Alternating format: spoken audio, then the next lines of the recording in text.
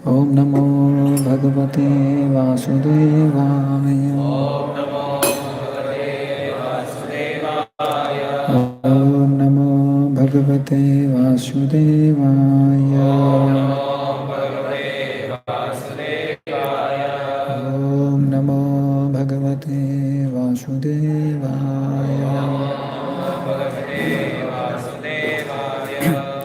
तो आज हम पढ़ रहे हैं स्कंद 10 अध्याय 86 श्लोक क्रमांक 31 है। बोल रहे श्री बहुलास्वाच भवान् हि सर्वभूतानां आत्मा साक्षी स्वदृग्विभो अथ नस्त्वत्पदाम्भोजम्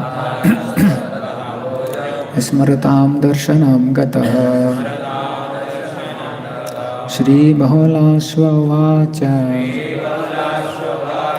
भवान् हि सर्वभूतानां आत्मसाक्षी स्वदृग्विभो अथ नस्त्वत्पदाम्भोजम् स्मरतां दर्शनं गतः। श्री बहुलास्वाच भवान् हि सर्वभूतानां आत्मसाक्षी स्वदृग्विभो अथ नस्त्वत्पदाम्भोजम् स्मरतां दर्शनं गतः।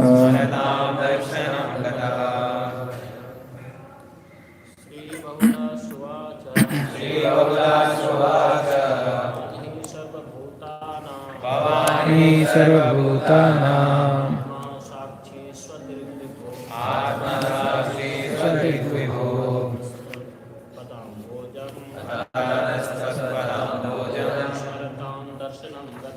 स्मरतां दर्शनं गतः।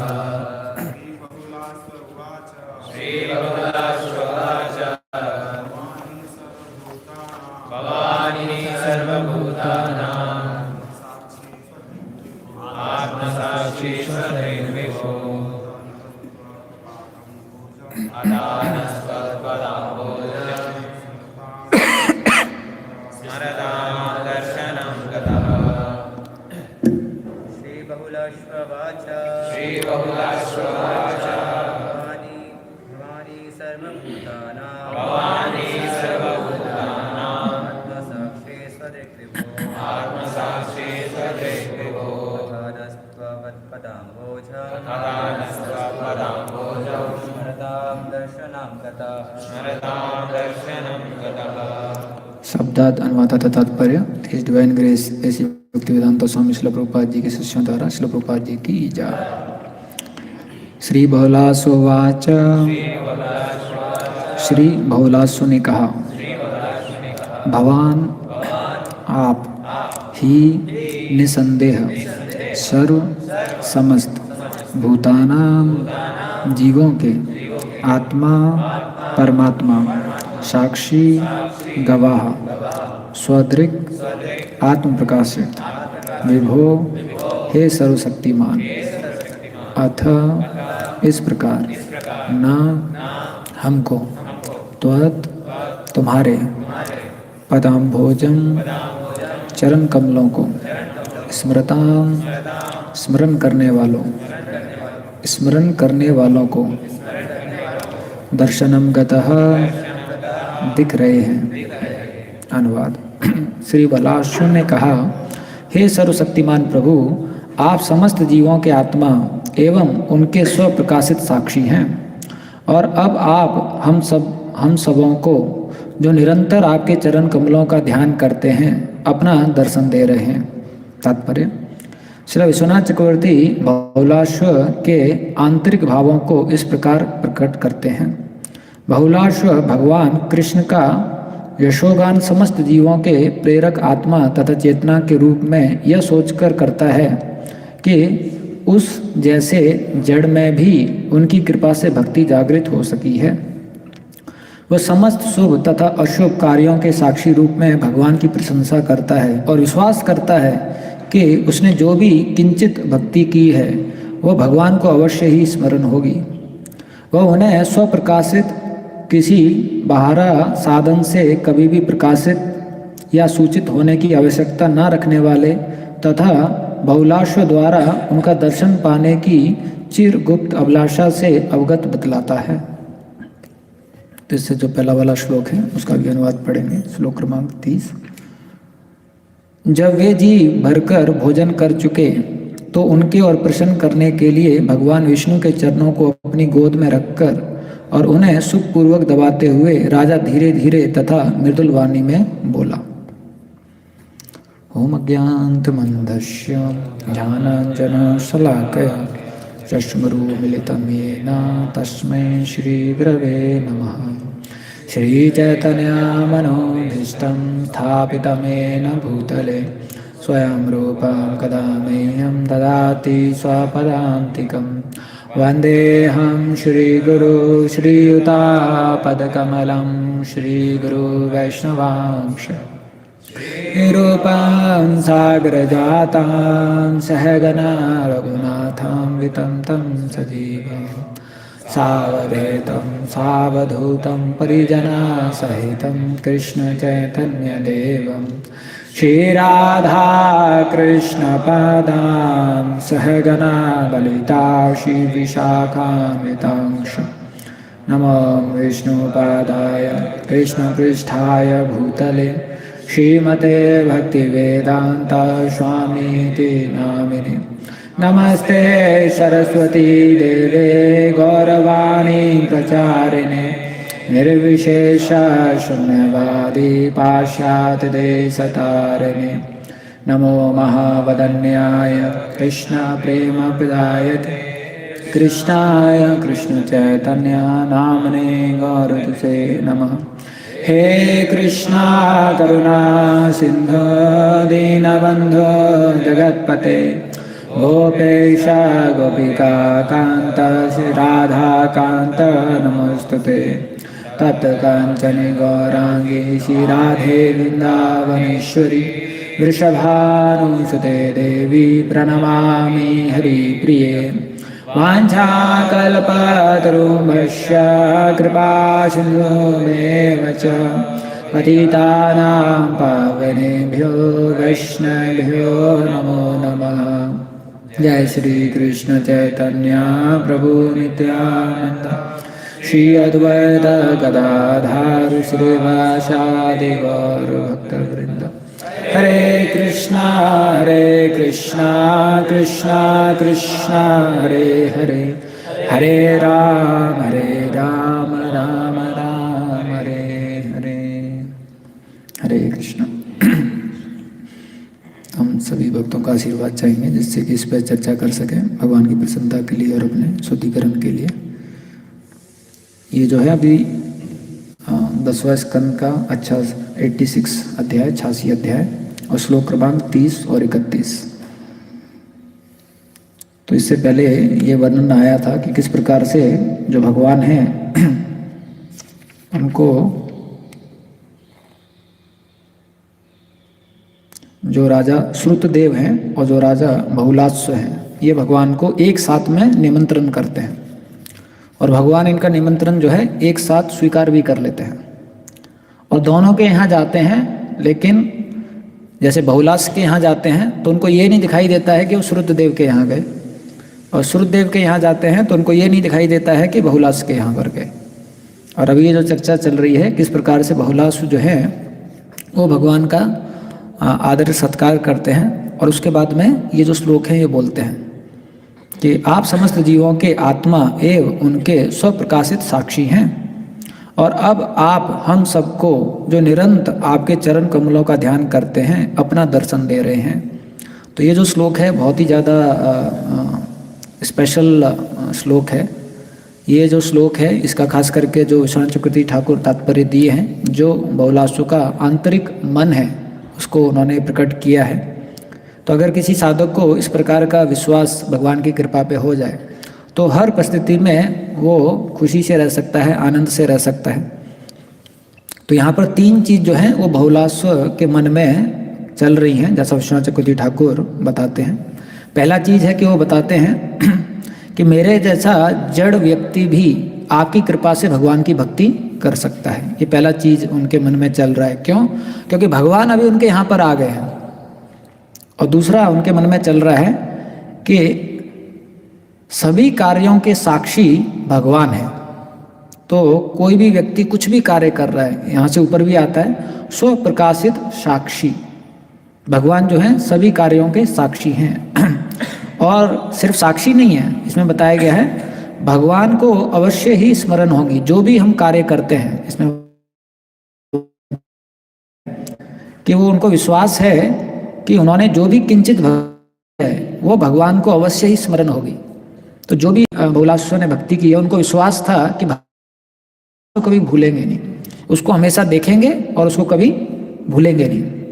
और तीसरा बताया गया है कि भगवान को कुछ भी चीज़ जानने के लिए बाहरी किसी माध्यम की आवश्यकता नहीं पड़ती है।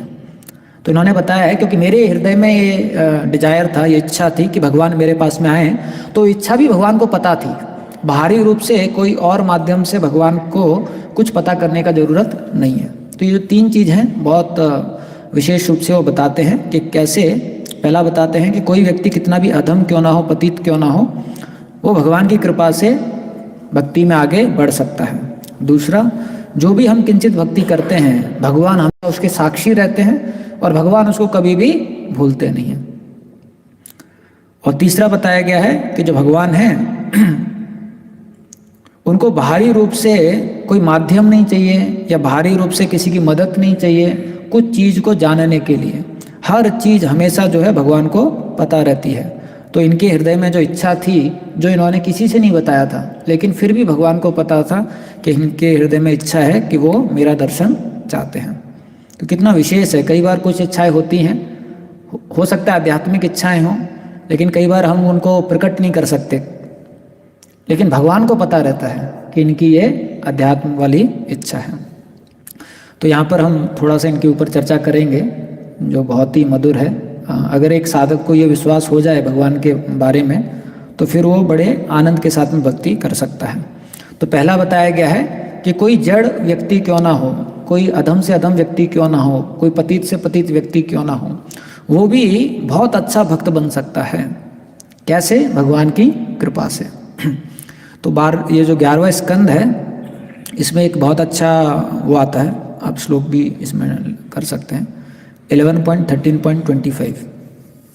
तो इसमें क्या रहता है, जब ब्रह्मा जी के 4 पुत्र पैदा होते हैं, जो 4 कुमार हैं, तो जब 4 कुमार पैदा होते हैं तो एक बार वो ब्रह्मा जी के पास में जाते हैं और ब्रह्मा जी से एक सवाल पूछते हैं। तो ब्रह्मा जी से क्या सवाल पूछते हैं? वो पूछते हैं कि आप हमें बताइए कि विषय मन में है या मन विषय में है।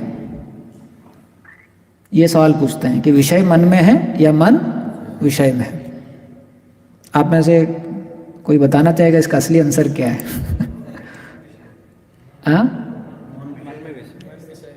हाँ, तो जब ब्रह्मा जी ने ये सवाल सुना तो उनको थोड़ा चक्कर आ गया। ब्रह्मा जी जो हैं इस सवाल का जवाब सोच नहीं पाए। तो ब्रह्मा जी जब नहीं सोच पाए और वो उनके मन में बहुत इच्छा थी कि मुझे इसका उत्तर देना चाहिए। तो देखिए, जब एक भक्त उत्तर देना चाहता है लेकिन दे नहीं पा रहा है तो उस समय पे हंस अवतार के रूप में भगवान प्रकट हो जाते हैं।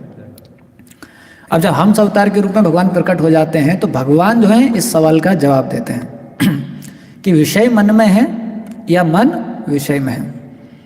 तो यहाँ पर बताया गया है कोई जड़ से जड़ व्यक्ति भी भगवान की भक्ति कर सकता है, लेकिन हमें समझना पड़ेगा कि हम कैसे पहले पतित हैं और उसके बाद में हम कैसे आगे बढ़ सकते हैं।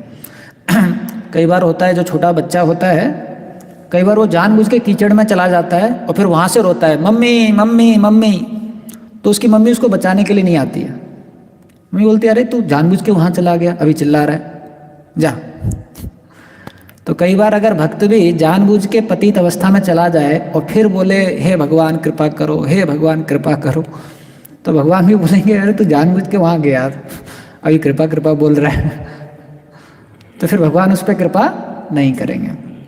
तो ये जो श्लोक है इसमें हंस अवतार जी खुद बता रहे हैं कि भक्त को कहाँ पर स्थित होना चाहिए जहाँ से वो भक्ति कर सकता है और जहाँ से उसको भगवान की कृपा मिल सकती है।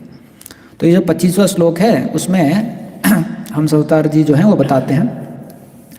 तो बोलते my dear sons, the mind has a natural proclivity to enter into the material sense object, since similarly the sense objects enter into the mind. तो भगवान बताते हैं कि दोनों ही हैं, मन विषयों के अंदर है और विषय मन के अंदर है। But both the material mind and the sense objects are merely designations that cover the spirit soul who is a part and parcel of me. फिर भगवान बता रहे हैं लेकिन ये दोनों चीज हैं, विषय और मन, ये दोनों बाहरी आवरण हैं आत्मा के ऊपर। आत्मा को इन दोनों से कुछ भी लेना नहीं है, जो उसका मन है और जो उसकी इंद्रियां हैं। तो ये कैसे होता है? जो मन है वो हमारे जो ज्ञानेंद्रियां हैं उनका राजा है। तो ज्ञानेंद्रियों के माध्यम से जो भी आप इनपुट लेते हैं वो मन के अंदर चला जाता है।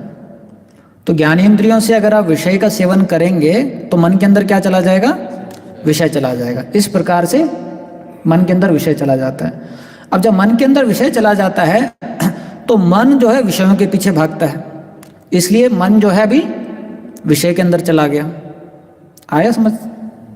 जब हम ज्ञानेंद्रियों से कुछ चीज़ को ग्रहण करते हैं तो वो मन के अंदर चली जाती हैं, और जब मन में वो विषय चले जाते हैं तो मन जो है फिर वो विषयों के पीछे भागता है, मन जो है वो विषयों में चला जाता है।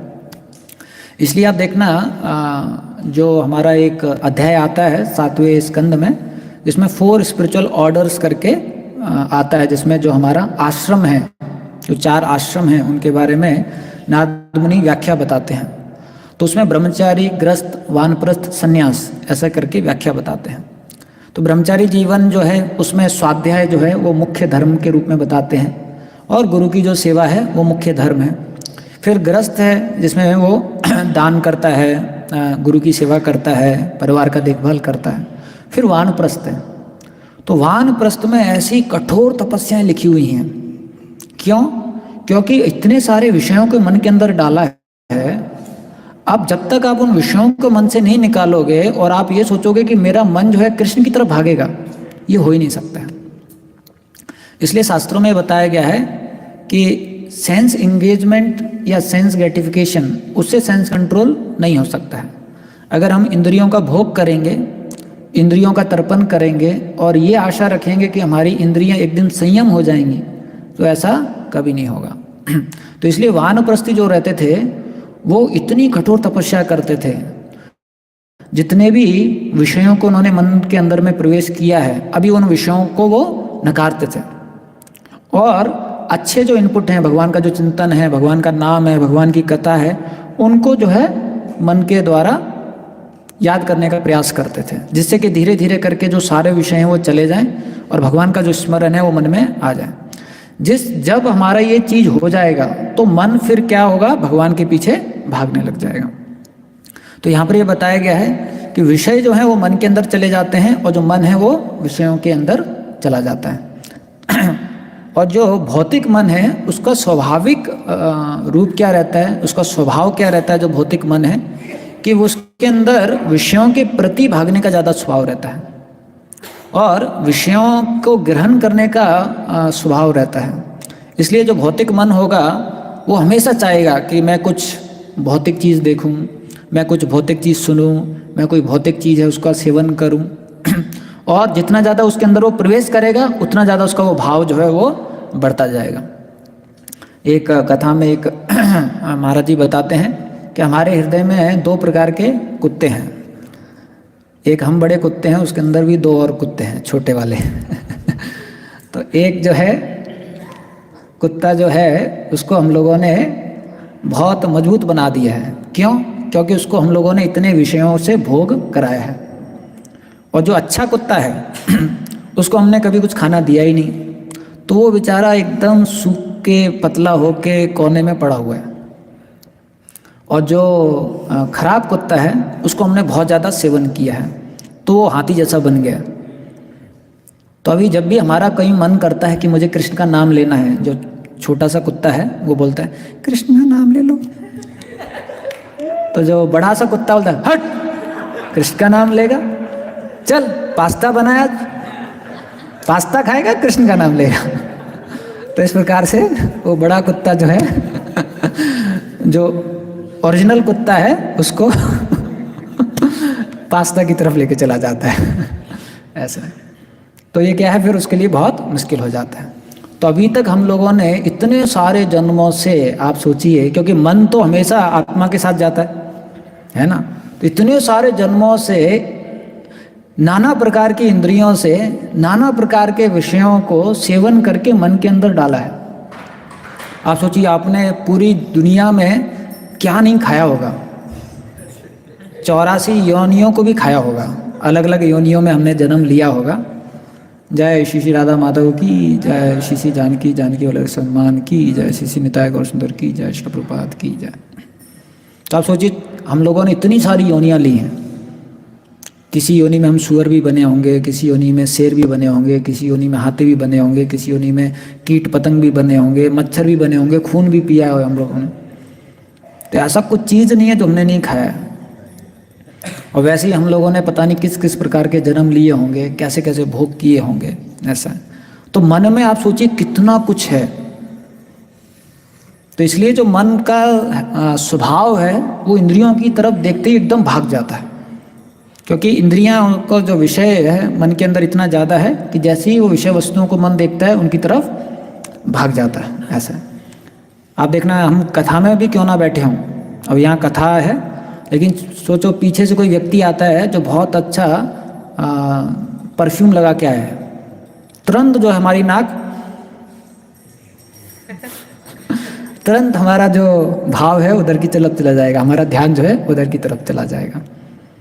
हो सकता है यहाँ हरिनाम संकीर्तन हो रहा हो, लेकिन कोई व्यक्ति आए और उसका जो रिंगटोन है वो कोई मूवी का सॉन्ग रहे, तो इतने घोर हरिनाम में भी आपका जो मन है उस एक रिंगटोन के पीछे चला जाएगा।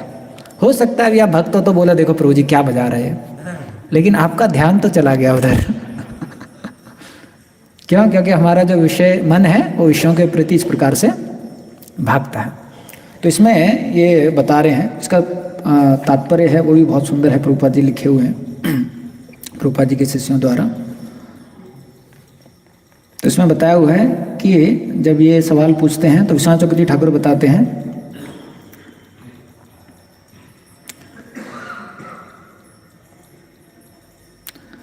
Since it is the natural function of the material mind and the sense object to mutually interact, how can one possibly endeavor to prevent such a mutual attraction? तो बता रहे हैं ये स्वाभाविक है मन का विषयों की तरफ भागना और विषयों का मन की तरफ भागना, इन दोनों का जो इंट्रैक्शन है, इन दोनों का जो संबंध है वो स्वाभाविक है। तो ऐसे नेचुरल इंट्रैक्शन से अपने आप को कैसे बचा सकते हैं? Since both the material mind and sense objects are useless, they both should be completely given up, and thus automatically you will be free from all material duality. क्योंकि हमारा भौतिक मन और विषय वस्तु दोनों ही यूजलेस हैं, दोनों ही खराब हैं, इसलिए हमें इन दोनों को त्याग करना चाहिए। जब हम गोवर्धन इको विलेज में बुरीजन प्रभु से मिले थे तो एक भक्त उनसे पूछ रहे थे कि प्रभु जी हमारा मन जो है बहुत हमको कष्ट करता है। तो बुरीजन प्रभु बोल रहे थे, if it was possible I would like to be away from my mind. तो बोल रहे थे अगर ऐसा पॉसिबल है तो मैं अपने मन से दूर रहना चाहूँगा, ऐसा बोल रहे थे। तो यहाँ पर भी लिखा हुआ है कि जो मन है और जो विषय वस्तु हैं उनसे हमको क्या करना है, दूर करना है। Sridhar Swami points out the symptoms of the material mind is the tendency to consider oneself to the ultimate doer and enjoyer. Naturally, one with such puffed up mentality is helplessly attracted by the sense objects. तो बता रहे हैं अभी इसका क्या symptom है कि जो हम लोग हैं भौतिक मन के अनुसार अपने आप को चला रहे हैं। इसका एक सिम्टम है कि हम बहुत ज़्यादा ये सोचेंगे कि मैं करता हूँ और मैं भोग करता हूँ, ऐसा। और कई बार भक्तों के मुंह से भी इस प्रकार की बातें निकल जाती हैं, ऐसा है। कई बार भक्त बोलते प्रभु जी आपको तो पता ही है मैं कितना सोचता हूँ मंदिर के बारे में, प्रभु आपको तो पता ही है मैंने क्या क्या किया है। और कोई बार भक्त ऐसे बोलते प्रभु ये लड़का तो मैं ही लाया हूँ जैसे कि पता नहीं उन्होंने क्या किया है तो ये इस प्रकार से अगर हमारे वाक्य में आ रहा है तो सोचिए मन में कितना होगा। वाक्यों में अगर कोई किसी भक्त के मुंह से निकल जाता है तो सोचिए उसके मन में कितना ज़्यादा वो विचार होगा, ऐसे। तो कई बार बोलते बोलते जो है भक्त लोग बोल देते हैं कई बार भक्त लोग कुछ और चीज़ों के बारे में भी बोल देते हैं जो यहाँ बोलना ठीक नहीं रहेगा, लेकिन आप सोच सकते हैं कि उनके मन जो है वो कितना दूषित हो रखा है इस प्रकार के भाव से। तो जब इस प्रकार का भाव रहता है कि मैं ही करता हूँ, मैं ही भोगता हूँ, तो क्या होगा, वो उतना ही ज़्यादा विषय वस्तुओं से उसको आकर्षण महसूस होगा। जैसे ही आप सोचोगे मैं भोगता हूँ, मैं करता हूँ, उतना विषय वस्तुओं के प्रति आपका आकर्षण महसूस होगा, ऐसा। लेकिन जितना हम अपने आप को सेवा भाव में स्थित कर लेंगे, उतना विषय वस्तुओं के प्रति आकर्षण हमारा नहीं रहेगा, और उन विषय वस्तुओं को आप भगवान के संबंध में देख पाओगे और भगवान की सेवा में लगा पाओगे। आप सोचिए आज की स्थिति में जब हमारा विषय वस्तुओं के प्रति भोग वाली वृत्ति है, तो कई बार हम भगवान की सेवा भी करते हैं तो उसमें भी फिर हमारा भोग ही हम खोजने लग जाते हैं क्योंकि इतना ज़्यादा भोग वृत्ति है। जो विषय वस्तु हैं वो हमको सेवा करने ही नहीं देते हैं, जो विषय वस्तु हैं उनको हम भगवान की सेवा में लगा ही नहीं पाते हैं। तो यहाँ बताया है क्योंकि हमारे अंदर ये भोग वृत्ति ज़्यादा है, ये अहम और कर्ता भाव बहुत ज़्यादा है, तो हम जैसे ही किसी विषय वस्तु को देखते हैं उसके प्रति भोग वासना के अनुसार खींचे चले जाते हैं, ऐसा। आप सोचिए अगर कोई भक्त है इसके अंदर में ऐसा कर्ता भाव नहीं है, उसके अंदर में ऐसे भोग वाला भाव नहीं है, तो अगर वो किसी विषय वस्तु को देखता भी है तो उसके पीछे वो खिंचा नहीं चला जाएगा। मानो कोई बहुत बड़ी नई कार आ गई है, अब किसी के अंदर कर्ता भाव है और भोग वस्तु है, तो तुरंत बोलेगा प्रभु जी अभी तो मैं फंड कलेक्शन डिपार्टमेंट में हूँ, एक दिन ये कार खरीद के दिखाऊंगा। लेकिन उसको ये नहीं पता है कि उसने अपनी आत्मा बेच दी है लेकिन वो कार खरीदना चाहता है। या कोई उसको बहुत खाने के अच्छे व्यंजन दिखाई दे गए तो तुरंत जो है उसका मन उसमें खिंचा चला जाएगा कि अभी मेरे को ये भोग करना है, मुझे सेवन करना है। इसलिए आप देखिए हम महाप्रसाद गोविंदा प्रेयर जो हैं कैसे भी करके करते हैं, लेकिन उसके पश्चात जो है गोविंदा जी कहाँ चले जाते हैं और बाकी जितने भी भगवान हैं सब कहाँ चले जाते हैं पता नहीं चलता है, और जो मन और विषय और इनका जो संबंध है वही बचा रहता है, ऐसा है। तो यहाँ पर यही बताया गया है कि जितना ये भाव बढ़ता है उतना ज़्यादा वो दिक्कत होता है। इसलिए ये जो गुरु प्रणाली है उसमें ये बहुत अच्छी चीज़ है कि जो शिष्य है वो कार्य करता है लेकिन गुरु को अर्पण करता है। सबसे पहले शुरुआत होती है अपने कार्यों का फल जो है गुरु को अर्पण करने से, क्योंकि कार्यों को अर्पण करने के लिए भी एक शुद्धता चाहिए, लेकिन कम से कम जो फल आए हैं उनको तो अर्पण करो, क्योंकि आप कार्य करने के प्रति तो आसक्त हो, लेकिन कम से कम जो फल है उनको अर्पण करो। ये मिनिमम स्टैंडर्ड है अगर आपको निष्काम कर्मयोगी की तरफ आगे बढ़ना है।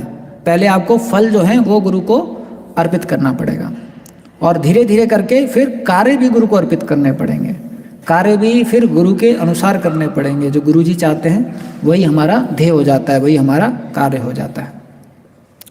One who considers himself to be the doer and enjoyer will be irresistibly attracted to the means for attaining sense gratification and false prestige, namely exploitation of material objects. तो लिखा गया है कि अगर कोई अहंकार भाव में है, कर्ता भाव में है, भोग भाव में है, तो वो हेल्पलेसली जो है विषय वस्तुओं के प्रति खिंचा चला जाएगा, वो असहाय हो जाएगा और विषय वस्तुओं के प्रति खिंचा चला जाएगा, ऐसा।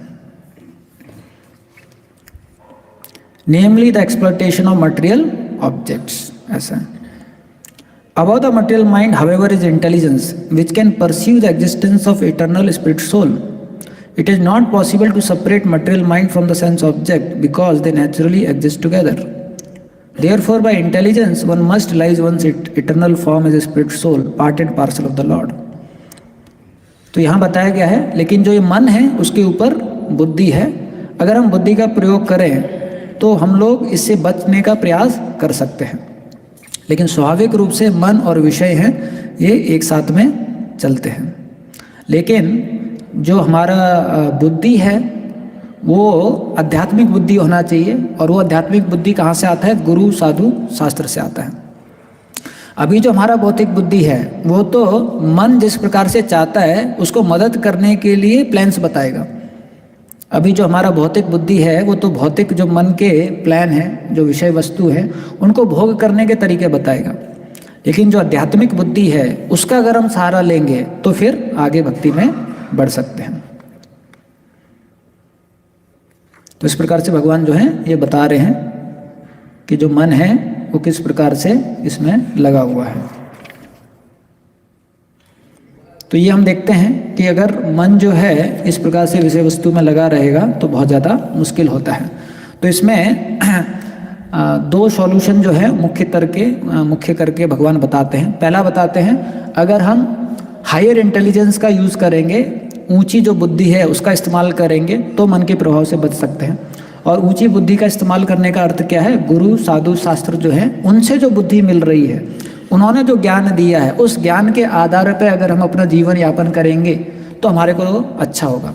और तीनों का सम्मेलन बहुत ज़रूरी है, गुरु साधु शास्त्र। जैसे कई बार इस्कॉन में भक्त बोलते हैं, प्रभु जी यहाँ तो देखिए इतना अच्छा क्या क्या आइटम बनते हैं खाने के। तो बहुत अच्छा है, क्योंकि जब संस्था कोई खोलते हैं और संस्था में इतने सारे लोगों को प्रचार करना है, इतने सारे लोगों को जोड़ना है, तो स्वाभाविक रूप है सबको रखने के लिए जो है देखना पड़ेगा कि किस प्रकार से हम उनको भगवान के प्रति बुला सकते हैं, आकर्षक कर सकते हैं।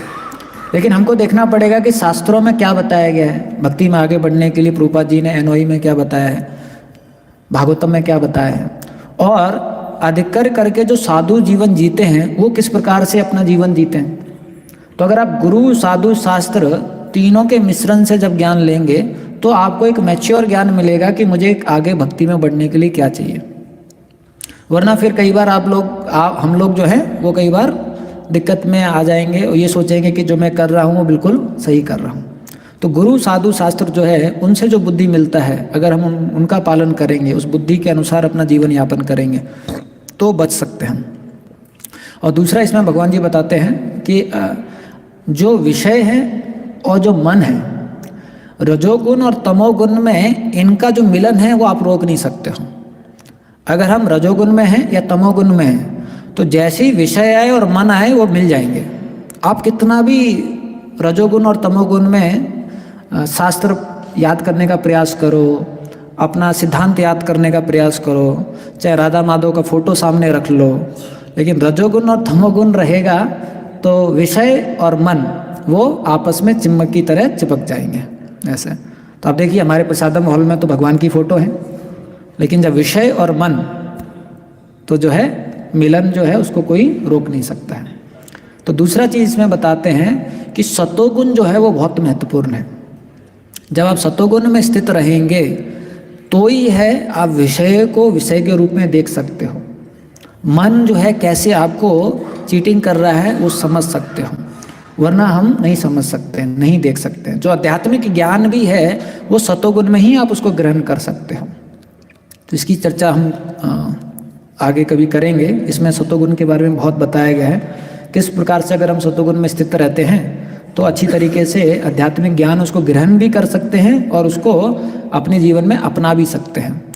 और रजोगुण और तमोगुण में बहुत मुश्किल रहता है ऐसा। दूसरा इसमें भोलाश्वर जी चीज़ बताते हैं कि भगवान जो हैं, किसी ने किंचित मात्र कोई भी भक्ति की है वो भी भगवान को पता रहती है और भगवान अवश्य ही उसका स्मरण करते हैं। भगवान को अवश्य ही वो याद रहती है, भगवान कभी उसको भूलते नहीं हैं। तो महाप्रकाश लीला में ऐसे बहुत सारे कहानियाँ आती हैं। तो एक आती है श्रीवास पंडित की, श्रीवास ठाकुर की। तो जो महाप्रकाश लीला में हम देखते हैं कि चैतन्य महाप्रभु जो है अपने आप को भगवान के रूप में प्रदर्शित करते हैं और सभी भक्त लोग आते हैं, चैतन्य महाप्रभु का अभिषेक करते हैं और सब बड़ा प्रसन्न हो जाते हैं, क्योंकि अधिकांश चैतन्य महाप्रभु जो हैं वो किसी को बोलते थे कि आप मेरे को ऐसे विष्णु मत बोलो। अगर कोई उनको विष्णु बोलता था तो तुरंत भगवान अपने कान में हाथ लगा के विष्णु विष्णु करके भाग जाते थे। लेकिन ये पहली बार हो रहा है कि भगवान खुद स्वयं प्रदर्शित कर रहे हैं कि कैसे मैं भगवान हूँ, और सारे वैष्णव हैं, भक्त लोग जो हैं वो खुला जो है भगवान की पूजा कर रहे हैं। और फिर ये जब पूजा होने के पश्चात भगवान एक एक करके भक्तों को बुलाएंगे। तो पहले श्रीवास को बुलाते हैं और फिर भगवान बोलते हैं, श्रीवास तुम्हें याद है किस प्रकार से तुम देवानंद पंडित के यहाँ पर भागवतम का श्रवण कर रहे थे, और आपने भागवतम का जब श्रवण किया तो आपके अंदर अष्ट विकार आने लगे। और उन अष्ट विकारों को देख के देवानंद पंडित के शिष्यों ने सोचा कि ये कुछ इसको गड़बड़ हो गया है। तो देवानंद पंडित के जो शिष्य थे वो श्रीवास को वहाँ से उठा के बाहर रख देते हैं और देवानंद पंडित ये देखते हैं लेकिन वो मना नहीं करते हैं। और उसके बाद में श्रीवास जो हैं वो थोड़े से नाखुश हो जाते हैं और अपने घर पे जाते हैं और फिर वो भागवतम जो है खोलते हैं पढ़ने के लिए। तो फिर चैतन्य महाप्रभु बोलते हैं, आपको पता है उस समय पे मैं आया था आपके हृदय में, और उस समय पे जो आपको आनंद की स्फूर्ति हुई थी वो मेरे कारण हुई थी। और फिर बोलते हैं, श्रीवास जब जब तुम्हारे मन में दुख आया है तब तब मैं ऐसे आता हूँ और आपके हृदय में आके आनंद की स्फूर्ति कराता हूँ। वैसे गंगादास पंडित के बारे में बताते हैं महाप्रभु कि आपको पता है कि आप जो है गंगा जी जो है उसको पार करना चाहते थे, क्योंकि जो यवन लोग हैं वो आक्रमण करने के लिए आ रहे थे, और आप पूरे परिवार के साथ में गंगा के तट पे आ जाते हैं, लेकिन वहाँ पर आपको एक भी नाव नहीं मिलती है। फिर बोलते गंगादास पता है आपको फिर क्या हुआ, और वो सब बहुत भाव विभोर हो जाते हैं। फिर बोलते उस समय पे नाविक बनके और नाव लेके मैं आया था। और फिर गंगादास बोलते भगवान आप आए थे? हाँ मैं आया था। और फिर बड़ा वो खुश हो जाते हैं आनंद में, बोले मैं आया था और मैं आपको और आपके परिवार के साथ में आपको लेके गया था गंगा पार करा के। तो बड़ा खुश हो जाते हैं कि अरे बाप रे ऐसा। तो इस प्रकार से हम देखते हैं भगवान जो हैं एक एक करके सब भक्तों को याद दिलाते हैं। वैसे ही भगवान हरिदास ठाकुर को याद दिलाते, बोलते हरिदास आपको पता है जैसे ही आप लोगों को आपको वो बाजारों में कोड़ों से मार रहे थे तो मैं वहाँ पर प्रकट हो गया था, और तुरंत जो है मैं चक्रा का आह्वान करके उनको मारना चाहता था, लेकिन मैंने देखा कि आप हृदय में उनके प्रति प्रार्थना कर रहे हो, और आपकी जो प्रार्थना सुनकर मैं चक्रा से मारना चाहता था लेकिन मार भी नहीं पा रहा था उनको। तो फिर पता है मैंने क्या किया हरिदास, तो सब लोग देख रहे हैं, तुम्हारे शरीर को मैंने अपने शरीर से ढाक लिया, विश्वास नहीं है पीछे आओ। और फिर भगवान के शरीर पे देखते हैं पूरे निशानी निशान निशानी निशान। तो हरिदास ठाकुर देखते ही मूर्छित हो जाते हैं ऐसा। तो हम देखते हैं भगवान जो है किस प्रकार से हर भक्त की कैसे वो क्या करते हैं, रक्षा करते हैं। फिर अद्वैताचार्य को बुलाते हैं, बोले अद्वैताचार्य आपको पता है कि आप एक बार भगवत गीता का श्लोक पढ़ रहे थे, और अद्वैताचार्य क्या करते थे, कोई भी श्लोक होता था तो उसका भक्तिमय तात्पर्य देते थे, भक्तिमय व्याख्या देते थे। तो एक श्लोक उनको आया लेकिन वो उसका भक्तिमय व्याख्या नहीं दे पा रहे थे, तो उनको बहुत बुरा लग रहा था। और अद्वैताचार्य को अगर कोई श्लोक अगर उसका वो व्याख्या नहीं दे पाते थे तो उस दिन वो खाते नहीं थे जब तक कि उनके मन में स्फूर्ति ना हो जाए कि इस श्लोक का भक्तिमय व्याख्या क्या है। तो उस दिन वो खा नहीं रहे थे। तो फिर भगवान बताते हैं उस समय पर मैंने आके आपको उस श्लोक का व्याख्या बताया था।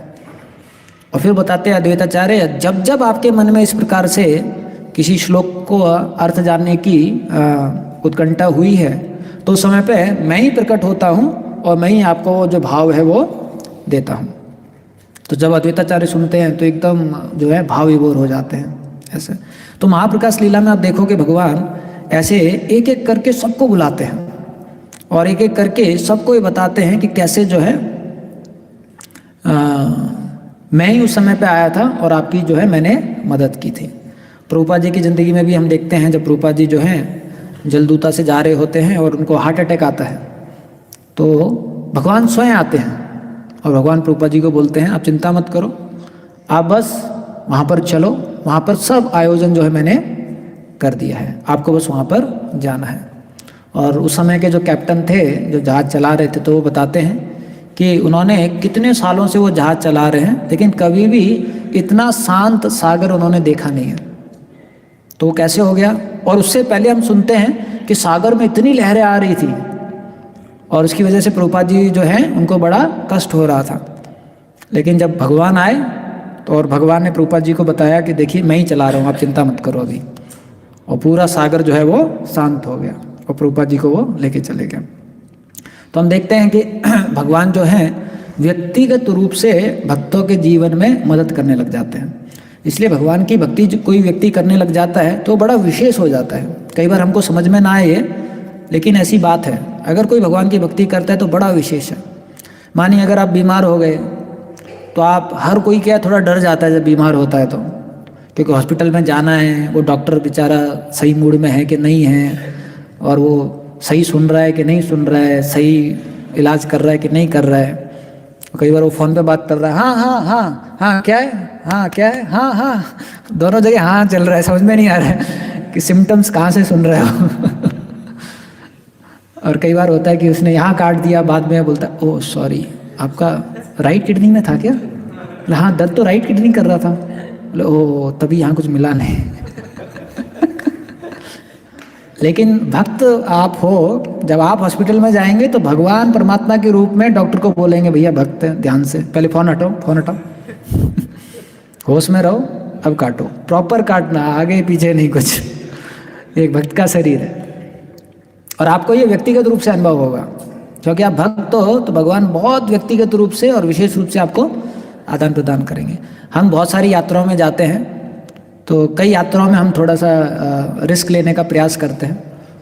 तो हर यात्रा में हम देखते हैं भगवान का ऐसा मधुर आदान प्रदान करने को होता है, जिससे कि बहुत विश्वास बढ़ जाता है कि कैसे भगवान जो है विशेष रूप से भक्तों को वो करते हैं। ये हम सबका एक्सपीरियंस है। आप कहीं पर भी चले जाइए, जैसे हम लोग तो प्रसाद खाते हैं, या एटलीस्ट कम से कम बिना प्याज लहसुन का तो मिलना ही चाहिए कहीं अगर बाहर किसी वैसी यात्रा में जाते हैं। तो ऐसा कहीं नहीं होता है कि भक्तों को कुछ मिले ना, हर जगह कहीं ना कहीं से कोई ना कोई व्यक्ति मिल जाता है। हमको याद है जब हम मैसूर में थे तो हम हर सैटरडे संडे जो है किसी धाम में चले जाते थे, मंडे टू फ्राइडे जॉब करते थे, और कुछ लोगों को प्रचार कर रहे थे तो उनको भी लेके जाते थे।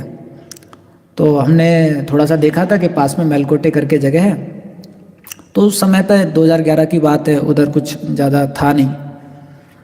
तो हमारे साथ 4-5 छात्र थे, उनको भी हम लेके गए कि चलो चलो वहाँ पर चलो। तो बोले वो सर खाने का और उसका, मगा चिंता मत करो सब हो जाएगा।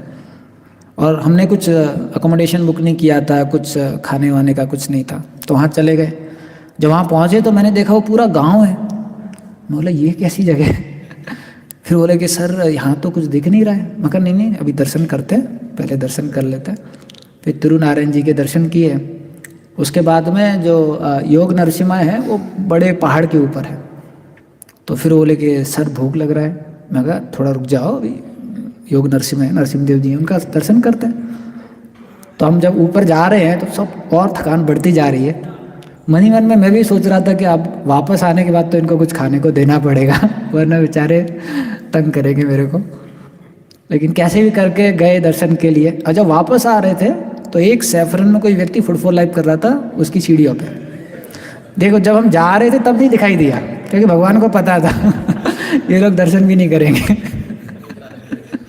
जब ऊपर के जब आ रहे थे तो वो दिखाई दिए, तो मैं तुरंत गया उनके पास। मैं कहा प्रभु जी आप यहाँ कैसे, यहाँ इस्कॉन है क्या?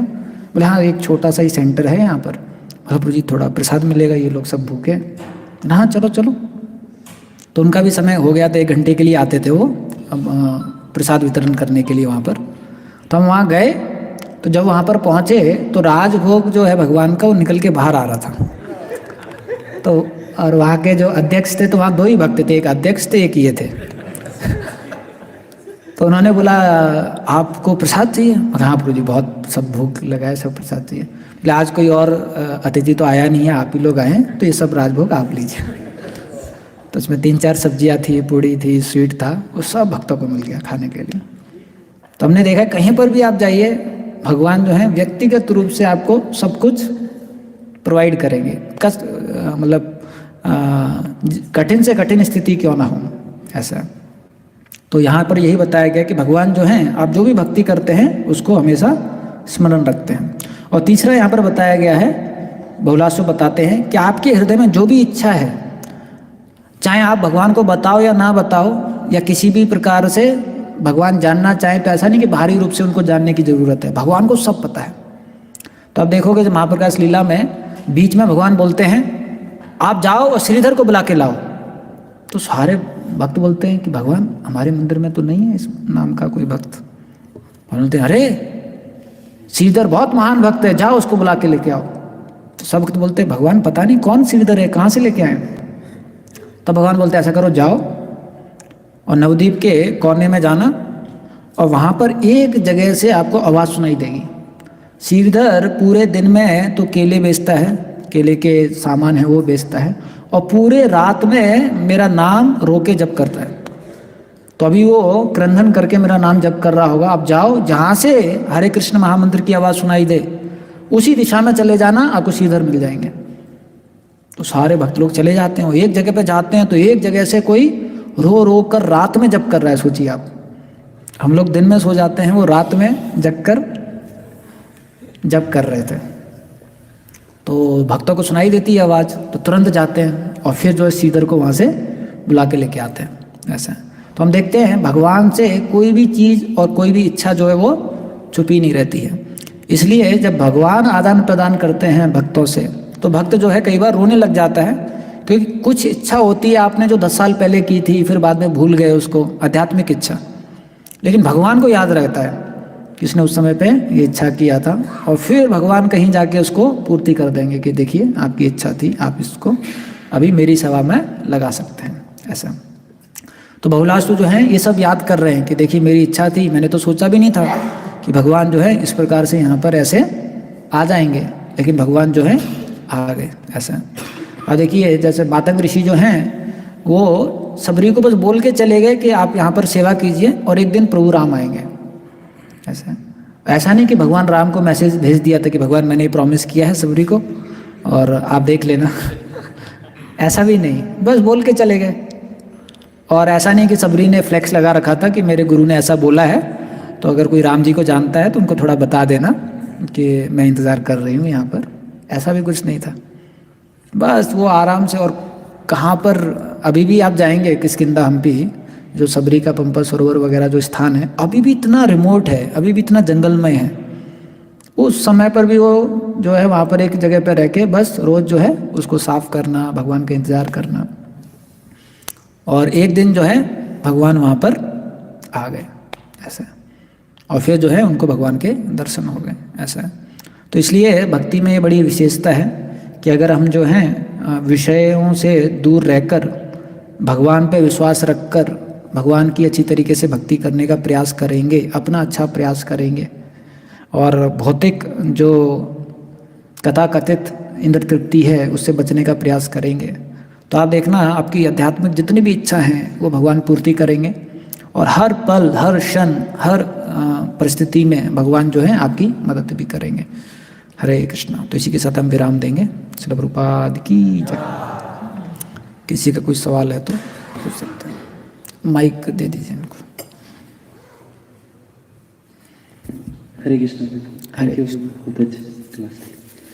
तो आप एक बताए थे कि मतलब हमें पहले ये समझना पड़ेगा कि हम लोग पतित हैं, तो मतलब जी जैसे कुछ गलती हो जाती है तो उसके कुछ समय तक हमें फील होता है कि हम पतित हैं और प्रे भी करते हैं भगवान से और हम्बल भी रहते हैं, लेकिन कुछ समय बाद धीरे धीरे फिर फिर आ जाता है ईगो वाला कि मतलब बहुत अच्छे हैं, बहुत अच्छे।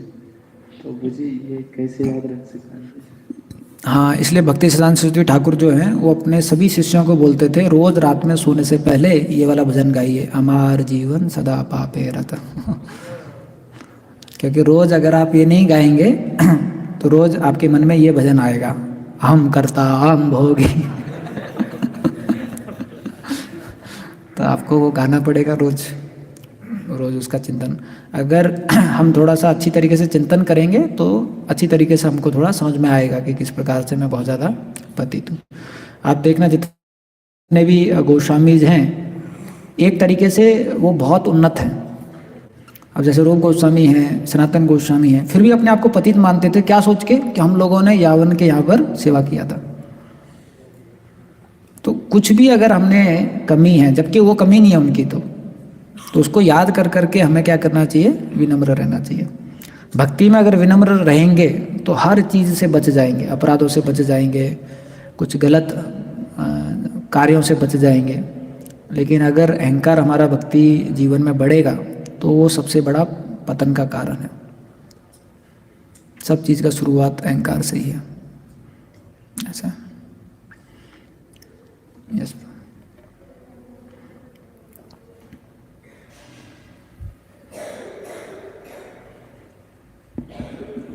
हरे कृष्ण गुरु जी, बहुत धन्यवाद, बहुत आभार आपका। ठाकुर जी, प्रकाश डालने के ऊपर मैं अपना कुछ टिप्पणी के रूप में, जैसे शुरुआत में आपने भागवत के आरंभ में अभी मतलब मंगलाचरण के आसपास आपने बोला कि भगवान कृपा नहीं करते हैं यदि हम इच्छा रखते हैं, स्वयं जाते हैं विषय या भोग में या कीचड़ में स्वयं जा रहे हैं, तो फिर आप कितना हो वो करिए, भगवान कृपा नहीं करते हैं।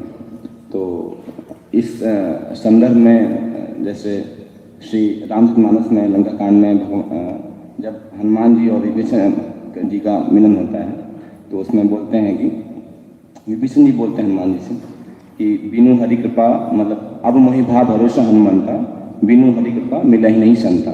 तो ये तो पूरे जगत में श्री प्रभुपाद जी का भगवान की कृपा, गौरव की कृपा ही है, तो वो आए और पूरा प्रचार कर रहे हैं और किस तरह से हरे कृष्ण आंदोलन आगे बढ़ रहा है। तो ये कृपा ही तो है। तो आपने जो बोला तो उसमें थोड़ा प्रकाश डालने का मैं आपसे चाह रहा था कि आपके श्रीमुख से प्रकाश। हाँ, तो इसका जो हम बता रहे थे उसका कंटेक्स्ट क्या है। जब हम कृपा की बात करते हैं तो जैसे हम प्रार्थना करते हैं भगवान से, तो एक प्रार्थना है हम शब्दों से करते हैं कि भगवान आप हमारी मदद कीजिए, लेकिन जो हम प्रार्थना शब्दों से कर रहे हैं वो अपने कार्यों से भगवान को नहीं दिखाएंगे। तो भगवान को पता चल जाता है कि जो हमारे शब्द हैं उनमें अधिक मतलब नहीं है। आया समझ? जैसे मैं बोलूँ भगवान आप मेरे को माया से बचाइए और फिर मैं जाके इंटरनेट पे गलत चीज़ देखूँ, तो भगवान बोलेंगे ये बोल कुछ रहा है और इस कर कुछ रहा है। तो फिर भगवान जो है समझ जाएंगे कि हमारी सही इच्छा क्या है। तो उस संदर्भ में हमने ये चीज़ बताया था कि अगर आप जानबूझ के माया के पास जा रहे हो तो आपकी वही इच्छा है, आप कृपा चाहते नहीं ना, तो फिर भगवान आप पे कृपा नहीं करेंगे। ऐसा है उस संदर्भ में ऐसा। लेकिन हम कितने भी पतित हों, लेकिन हम कृपा चाहते हैं और अपना प्रामाणिक प्रयास कर रहे हैं तो भगवान कृपा करेंगे। धन्यवाद। हरे कृष्ण। हरे कृष्ण। प्रभु जी, भगवान इच्छा ही क्यों बनने दे रहा है? जैसे कि मतलब इस केस में जैसे आप बता रहे हैं कि हाँ, क्योंकि इच्छा ही क्यों बनने दे रहा है? इच्छा ही ना बनने देता हूँ। हाँ, अगर आप डेड पदार्थ होते, जड़ पदार्थ होते तो इच्छा नहीं होता, लेकिन आप एक जीव हैं, आप चिन्मय हैं, इसलिए इच्छा है। हाँ, पॉजिटिव इच्छा ही रखा है। हाँ, तो भगवान की भक्ति करोगे तो पॉजिटिव इच्छा आएंगी। भगवान की भक्ति करो, उसमें सिर्फ पॉजिटिव पॉजिटिव है। सिर्फ भगवान के लिए सोचो, भगवान के लिए कार्य करो, भगवान की सेवा करो, पॉजिटिव है। जैसे भक्त सब लोग हैं, सब पॉजिटिव है।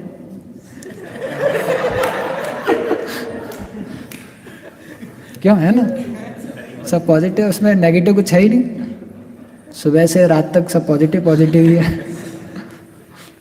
भक्ति में तो सब ऐसा ही है। कोई थोड़ा ज़्यादा भी बीमार हो जाता है तो भक्त और तेज कीर्तन करते हैं। कई बार बाहर वाले लोग डर जाते हैं क्या हो गया।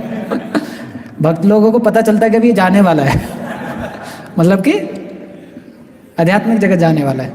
और जब वो चला जाता है तो और तेज कीर्तन करते हैं। तो कई बार बाहर वाले लोगों को लगता नहीं लोग खुश हो रहे हैं या दुखी हो रहे हैं। क्योंकि भक्तों को खुश भी है और दुखी भी है, उनके मिक्स्ड इमोशंस हैं। क्योंकि भक्ति में कोई चीज़ नेगेटिव हो ही नहीं सकता है, हर चीज़ पॉजिटिव है। अगर आप भक्ति में मानो कि कुछ गलत कार्य कर भी दिया तो भगवान ही आपको थप्पड़ मारेंगे, वो भी पॉजिटिव है। किसका थप्पड़ पड़ा? भगवान का थप्पड़ पड़ा, भक्त से डांट पड़ी। ऐसा भक्ति में तो हर चीज़ पॉजिटिव है। ठीक है। हरे कृष्ण। श्री प्रभुपाद की जय।